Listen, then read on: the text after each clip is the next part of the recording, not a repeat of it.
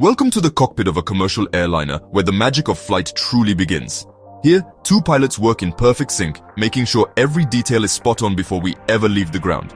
Today, I'm taking you step by step through a complete takeoff, so buckle up and let's get right into it. First off, pre-flight checks. Before anything else, pilots dive into the flight management system, dialing in the flight plan, checking fuel, and running through critical systems like hydraulics and avionics. The FMS is clever, but it still needs a human touch.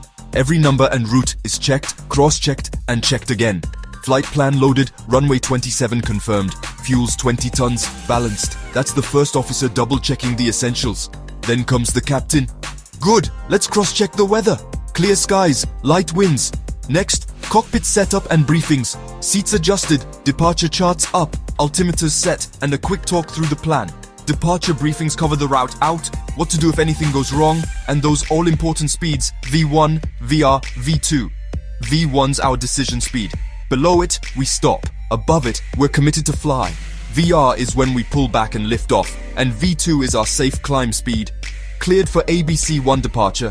Below V1, we stop. Above, we go. V1 140, VR 145, V2 150. Autopilot set for 3,000 feet. With everything ready, it's time to start those engines. Switches on, and you can hear the low rumble as the turbines spool up, fuel flows, ignition clicks, and in a moment, the engines are alive. Starting engine 2, fuel flow stable, ignition on, engine 2 up and running. Now, push back and taxi. Ground crew teams up with the pilots for a smooth push from the gate. Once clear, it's all about careful taxiing, following ATC directions, checking flight controls, and keeping everything coordinated to avoid any runway mishaps.